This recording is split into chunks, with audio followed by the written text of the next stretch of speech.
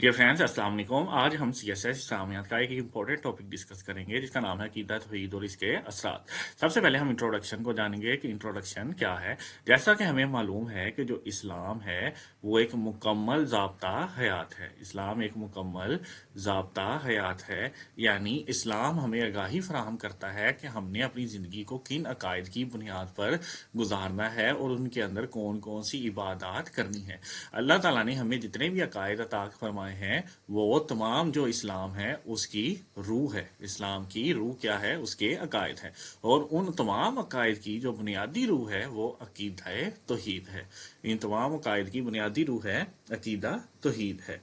जैसा कि अल्लाह ताला ने कुरान इस पाक में इरशाद फरमाया कि कुल हु अल्लाह हु अहद, कह दो कि अल्लाह एक है। कह दो कि अल्लाह एक है, यानी जो अल्लाह है वो एक है, जो कि अकीदा तौहीद की सबसे कह लो मजबूत तरीन आयत है। वो ये है कि अल्लाह ताला एक है। अब हम देखेंगे तौहीद के लुग़वी मानी क्या है। तौहीद के जो लुग़वी मानी है वो है एक मानना, यकता जानना। एक मानना और यकता जानना। अकीदा तौहीद के इस्तिलाही मानी क्या है?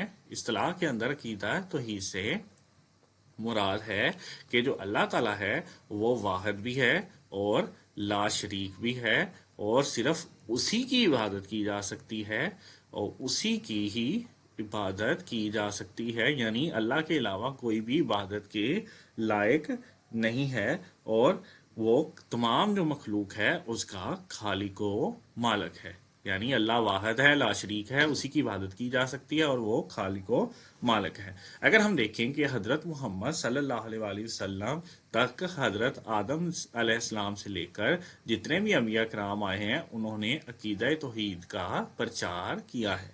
अकीदा तौहीद का प्रचार किया है, उसकी तबलीग की है, और इन्हें बताया है कि कायनात की जितनी भी अशिया है सारी क्या है? अल्लाह की मखलूक है, अल्लाह ही की मखलूक है, उसी के हुक्म के मुताबिक चलती है। और जो इंसान है वो उसका आजिज़ तरीन बंदा है। जो इंसान है उसका आजिज़ तरीन बंदा है। हमें अल्लाह ही की इबादत करनी चाहिए और उसी के अहकामात के मुताबिक अपनी ज़िंदगी गुजारनी चाहिए। ये अकीदा तौहीद के अंदर जो हम कोटेशन और शेर को ऐड करेंगे वो हम नेक्स्ट स्लाइड पर डिस्कस करते हैं कि जो अकीदा तौहीद के कुरानी और अकली दलाइल कौन कौन से हैं। सबसे पहले हम कुरानी दलाइल को डिस्कस करेंगे। कुरानी दलाइल के अंदर नंबर 1 है कि तख्लीक़े अर्ज़ो समा से दलील। तख्लीक़े अर्ज़ो समा यानी ज़मीन और आसमान से दलील। सबसे पहले हम इसे डिस्कस करते हैं। अल्लाह ताला सूरह अनकबूत के अंदर इरशाद फरमाता है कि तुम इनसे पूछो। नबी अकरम सल्लल्लाहु अलैहि वसल्लम से फरमा रहा है कि तुम इनसे पूछो कि, जिसका मफहूम है कि जमीन जमीन और आसमान को किसने पैदा किया, तो वो कहेंगे कि अल्लाह ताला ने। और फिर इनसे पूछो कि जमीन और आसमान के साथ साथ जो सूरज और चांद है उसको किसने पैदा किया, तो भी कहेंगे अल्लाह ताला ने। तो फिर अल्लाह ताला इरशाद फरमाता है फिर वो कहाँ औंधे हुए जाते हैं, यानी अल्लाह अल्लाह से फिर वो कहाँ दूर जा रहे हैं। ये सूरह अनकबूत की आयत का मफहूम आप कोट कर सकते हैं कि अल्लाह ताला ने नबी अकरम सल्लल्लाहु अलैहि वसल्लम से फरमाया कि तुम इनसे पूछो कि ज़मीन और आसमान को किसने पैदा किया और सूरज और चांद को किसने पैदा किया, तो कहेंगे अल्लाह ने। तो फिर इनसे कहो कि फिर कहाँ औंधे हुए जाते हो। आगे हम देखेंगे कि गर्दिशे गर्दिशे लैलो नहार। गर्दिशे लैलो नहार यानी आसमान और ज़मीन की जो पैदाइश है उस पर अल्लाह ताला ने किस तरह इनकी ज़बान बंद की है और इन्हें अकीदा तौहीद याद करवाया है। अल्लाह ताला कुरान पाक के अंदर सूरह तूर के अंदर इरशाद फरमाते हैं और कहते हैं क्या वो आप ही आप बन गए, या वो खुद अपने खालिक है। क्या वो क्या ये सारे अपने आप बन गए, या खुद या खुद खुद ही या खुद ही अपने खालिक है। सूरह तूर के अंदर अल्लाह ताला इरशाद फरमाता है, यानी जो अकीदा तौहीद की नफ़ी करते हैं उनकी ज़बान बंद करते हैं कि बताओ फिर, या सूरज चांद ज़मीन आसमान ये सब कुछ खुद का खुद बन गया, या जितने भी सितारे से आ रहे हैं, या उन्होंने ये खुद ही अपने खालिक हैं। इसी के साथ साथ हम देखेंगे फितरत इंसानी से भी दलील, वो भी अल्लाह ताला कुरान पाक के अंदर इरशाद फरमाता है, फितरत इंसानी से दलील। अल्लाह ताला ने जब इंसान को बनी आदम की पुश्तों से पैदा किया तो अल्लाह ताला ने उन्हें गवाह बनाकर पूछा, क्या मैं तुम्हारा रब नहीं हूं? उन्होंने जवाब दिया, जरूर आप ही हमारे रब हैं, हम इस पर गवाही देते हैं। सूरह अल आराफ की आयत है कि जब अल्लाह ताला ने बनी आदम को उसकी पुश्त से निकाला तो पूछा कि क्या मैं तुम्हारा रब नहीं हूं? तो उन्होंने कहा कि नहीं, आप ही हमारे रब हैं, हम इस पर गवाही देते हैं। ये सूरह अल आराफ की आयत है। तो इस तरह आप 3 आयत को कोट करेंगे। इसके साथ साथ जो आप अकली दलीलों को कोट कर सकते हैं, उसके अंदर एक इमाम अबू हनीफा की दलील भी है। अब इमाम अबू हनीफा ने कहा कि क्या ऐसा मुमकिन है, जो आप थ्योरियां पेश करते हैं कि एक दरख्त है और वो दरख्त अचानक टूटता है और टूटने के बाद एक कश्ती बनती है, और एक कश्ती जो है वो एक दरिया के अंदर तैरना शुरू कर देती है, क्या ऐसा मुमकिन हो सकता है? तो वो जवाब देते हैं कि ऐसा तो कभी भी मुमकिन नहीं। कश्ती का बनना, एक मुनज़्ज़म हाथ में आना, ये किसी बनाने वाले की तरफ इशारा करता है। तो इमाम अबू हनीफा ने भी कहा कि जितने भी चांद सितारे सियारे या ज़मीन पर जितनी भी मखलूक़ात है, ये भी किसी बनाने वाले की तरफ इशारा करती है। इस तरह आप 3 जो कुरानी दलीलें दे सकते हैं और एक इमाम अबू हनीफा की आप खुद से भी दलील बना सकते हैं कि क्या ऐसा मुमकिन है कि रेगिस्तान के अंदर अचानक एक आंधी आती है, जिस तरह के ये बिग बैंग थ्योरी की दलील देते हैं, और एक अचानक एक मटका बन जाता है मिट्टी का, क्या ये सब मुमकिन है? तो वह कहेंगे ऐसा तो मुमकिन नहीं, ये भी बनाने वाले की तरफ इशारा करता है। तो इसका दलील ये है कि आसमान के अंदर या ज़मीन के अंदर जितनी भी मखलूक़ात है, वो भी किसी न किसी ने बनाई है, और वो सिर्फ अल्लाह ताला ही है जो कि वाहिद और लाशरीक है, और कोई उसकी इबादत के लायक नहीं और कोई इसका हमसर नहीं। अब हम देखते हैं कि जो इल्हामी मज़हब है और गैर इल्हामी है, उनके अंदर अकीदा तौहीद का क्या कॉन्सेप्ट मौजूद है। सबसे पहले हम अगर इल्हामी मज़हब को देखें तो इल्हामी मज़हब के अंदर जो यहूदियत है या ईसाइयत है, उनके अंदर अकीदा तौहीद को किस तरह मसक किया गया, ख़त्म किया गया। कुरान पाक के अंदर अल्लाह ताला का इरशाद है कि यहूदियों ने कहा कि हज़रत उज़ैर अलैहिस्सलाम अल्लाह के बेटे हैं।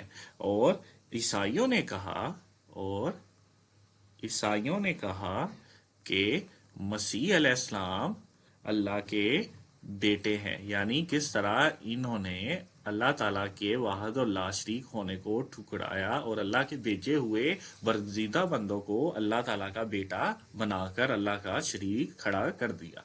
इस तरह आप 2 इल्हामी मज़हब जो है, यहूदियत और ईसाइयत, उसकी मिसाल दे सकते हैं। अब देखेंगे हम जो गैर इल्हामी मज़हब है, उनके अंदर अकीदा तौहीद का कैसे इन्होंने अकीदा तौहीद को ख़त्म किया है। गैर इल्हामी मज़हब के अंदर अगर हम देखें, सबसे पहले हिंदू मत को हम तो अच्छी तरह जानते हैं कि जो हिंदू है वो तो बुतों की पूजा करते हैं, यानी उन्होंने ख्याली बुत बनाए हुए हैं और हर एक का नाम रखा हुआ है। जैसा कि वो जो विष्णु है, जो वो निज़ाम शमसी का देवता है, यानी कि वो ये समझते हैं कि हर एक काम के लिए अलग बुत है जो निज़ाम चलाता है। इस तरह जो ब्रह्मा है वो कायनात का खालिक है। यानी आज का इंसान भी अगर इनकी कहानियों पर चलना शुरू हो जाए तो वो पागल ही समझा जाएगा, जैसे कि इन्होंने अपने अकीदे बना लिए हैं। नंबर 2 हम डिस्कस करेंगे कि बुद्ध मत के अंदर अकीदा तौहीद को कैसे ख़त्म किया गया। आगाज के अंदर तो बुद्ध मत के अंदर अकीदा तौहीद का तसव्वुर मौजूद था, लेकिन जो वो आगे बढ़ते गए, अपने मज़हब को लेकर चलते गए, उनके अंदर भी जो अकीदा तौहीद है उसका जो कंसेप्ट है वो गदला होता गया, यानी कमज़ोर पड़ता गया। और जिस तरह मुसलमानों के अंदर अकीदा तौहीद मजबूत है, वैसे उनके अंदर मौजूद नहीं। और अब हम देखेंगे ज़रतश, यानी जो ईरानी तहजीब के अंदर जो पैरोकार थे, वो 2 जो खुदाएं हैं उनको मानते हैं। जो उनका एक खुदा خدا ہے وہ اچھا خدا ہے، یعنی وہ نیکی کا خدا ہے، اور جو دوسرا جو خیر کا خدا ہے، جبکہ دوسرا جو خدا ہے وہ یعنی جو برائی ہوتی ہے اس کو وہ کنٹرول کرتا ہے۔ اس طرح مختلف جو مذاہب ہیں ان کے اندر کس طرح عقیدہ توحید مسخ کیا گیا، اور الہامی جو مذہب آئے ہیں ان کے اندر بھی کس طرح عقیدہ توحید کو مسخ کیا گیا، لیکن مسلمانوں کے اندر عقیدہ توحید کسی بچے سے بھی پوچھ لیں تو وہ آپ کو بتا سکتا ہے۔ اب ہم ڈسکس کریں گے کہ عقیدہ توحید کی وجہ سے انسانی زندگی کے اندر جو اثرات آتے ہیں وہ کون کون سے ہیں۔